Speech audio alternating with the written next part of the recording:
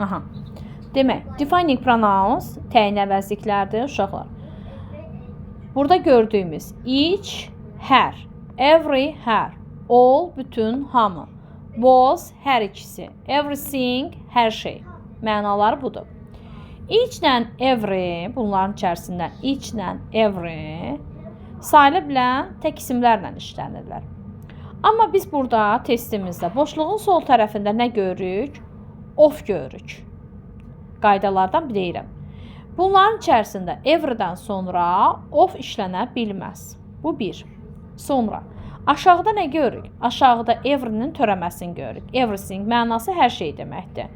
Törəmədən sonra of işlənməz. All bütün hamı deməkdir, both isə hər ikisi deməkdir. Bothdan sonra bütün isimlər uşaqlar cəmdə gəlməlidir. Yəni qayda budur ki, bütün isimlər cəmdə gəlir. Bothdan sonra tək isim gələ bilməz. Amma all isə all bütün isimlərlə işlənir. Yəni bütün isimlər deyəndə sayılan isimdirsə cəmdə olmalıdır. Sayıla bilməyən isim də bilirsiniz ki, təkdə olmalıdır. All of deyirik, both of deyirik, amma biz bu testdə bunu qoya bilmirik. Niyə?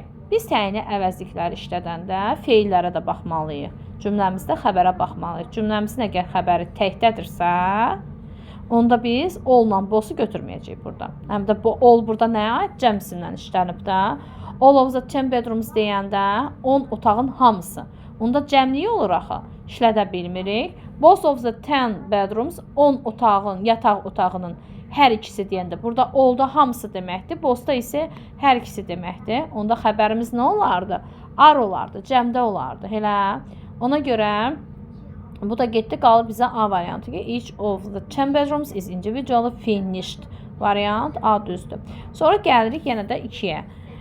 Bu da eyni testi, bu tipdə testi. Yenə də baxırıq burada, amma burada fərqlilik nədir? Burada fərqlilik xəbərin cəmdə olmağıdır. Are suitable. Görürsünüz, yuxarıdakı cümlənin fərqi var. Biz bilməliyik ki, each, o, ever'dan sonra ümumiyyətlə of işlənməz, törəmədən sonra of işlənməz. Uşaqlar, sizə bir sözlə deyim ki, everyone bitişik yazılan everyone da var. Ayrı yazılan everyone da var. İndi testlərin içərisində görərsiniz bunu.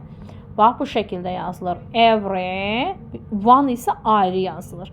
Ayrı yazılan everyone'dan sonra biz of işlədə bilirik. Amma bitişik yazılan everyone'dan sonra, bitişik yazılan everyone törəmədir. Bitişik yazılan everyone'dan sonra of işlədə bilmirik. Demək, 2-ni çıxdıq, 5-də çıxdıq. 2 niyə çıxırıq? 2 ona görə çıxırıq ki, bayaq dedik ki, 2-nin xəbəri nə olar? Təkdə olar. Yəni, ar ola bilməz. Qalır bizə all of them, both of them. Variant 1, 4, C variantı oldu. Sonra gəlirik 3-ə. Demək, 3-də yenə də baxırıq. Birinci, nədən sonra of işlədə bilmərik? Onları çıxırıq. Ever'dan sonra C variantını çıxırıq. Ever'dan sonra of işlənməz. Törəmədən sonra of işlənməz. Bayaq uşaqlar, mən sizə bayaq demişdim ha, ayrı yazılan everyone. Bəli, bundan sonra of işlənə bilir. İçdən sonra of işlənə bilir. Oldan sonra da of işlənə bilir. Amma biz burada baxırıq nəyə? Bayaq dedik ki, təyini əvəzliklərini, testlərini işləyərkən biz eyni zamanda nəyə də baxmalıyıq? Xəbərə baxmalıyıq. Xəbərimiz necə xəbərdir? Cəm xəbərdir.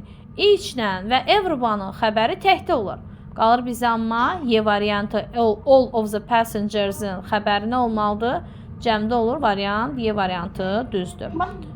O cəmdə işlənir, təkdə. All of the passengers, onu demək istəyirsən? Məndə burada all var, 4-cü də 1-ci. Aha. Alınlı.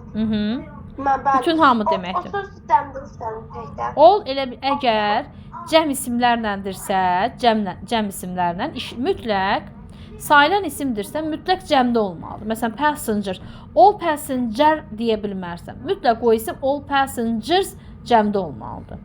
Və eyni zamanda all-dan sonra sayıla bilməyən isim də işlənir. Məsələn, all information. All information. Yəni informasiyanın hamısı. Onda sayıla bilməyən isimlə işlənir, o xəbərdə nə olacaq? Təkdə olacaq. Məsələn, all haqqında sizə başqa bir də deyə bilərəm. Eyni cümləni yazıram uşaqlar. All are ready yazıram. Bir də yazıram ki, all sorry. Onu da çıxam. Bir də yazıram ki, all is ready. All are ready, all is ready. Uşaqlar, baxın. Eyni cümlədir də, amma fərqi nədir? Birində xəbər cəmdir, birində xəbər təkdir. Elə birinci cümlənin mənası odur ki, hamı hazırdır. İkinci cümlənin mənası odur ki, hər şey hazırdır. Demək, burada all-dan sonra cəm xəbər işlənibsə, bu insana aiddir. All-dan sonra tək xəbər işlənibsə, bu cansıza aiddir. Cansızdır. Aydındır? All is ready cansızlara Ne aiddir. zamanlayayım? Bax, all are ready deyəndə hamı hazırdır deməkdir. All is ready deyəndə hər şey hazırdır. Yəni ki, all-dan sonra cəm xəbər eynidir də, bir dənə fərqi izdən ar olmalıdır. All-dan sonra cəm xəbər gəlibsə, canlılara, insana aiddir. Amma tək xəbər gəlibsə, cansızlara aiddir. Aydındır? Ben Sonra 4 deyim. 4-ü demək istəyirsən? Ben 4 deyim. Bir nəfər desin, xorlan olmasın. Kim idi? Muradın səsi idi. Birinci Murad desin, Murad deyibdi. Aha, Murad de. For diyemem, everyone'la ben evin çıxırım. Ben xəbərimiz mən can diyemem, içilə çıxırıq, mən 4'üm. Ay, sağ ol. Aferin. Qaldı bizə nə? B variantı. Qəşəng. Nə yaxşı başa düşdünüz, görürsünüz. Gəlirik bura 13 uşaqlar. Baxırıq ki, cümləmizdə nə var? Of var. Törəməmiz bir dənə daha, çaşmayın. Törəməmiz bir dənədir. Çıxdı. Törəmədən sonra of gəlməz müəllim. Ondan sonra everydə of olmaz. Everydən sonra da of olmaz. İndi uşaqlar, baxın, bu ayrı yazılan everyone-da ha. Demişdik ki, ayrı yazılan everyone-dan sonra of gəlir. Bu üçündən sonra da hə. İşlədə bilmərik. B. Aha. Demək, xəbərə baxırıq. İndi xəbərə baxırıq. Demək, biz də baxdıq ki, A, B, C üçündən sonra da bəli. A, B, C üçündən sonra da of işlədə bilirik. İndi keçirik nəyə baxırıq? Feilə baxırıq. Feilimiz necədir? Feilimiz təhdədir. Təhdə olduğuna görə biz bunların içərisindən nəyi seçirik? Olun-bosun. Xəbəri necə olurdu? Cəmdə olurdu, eləmi? Olla bosun. Ay, sağ ol. Cavab B variantıdır, düzdür.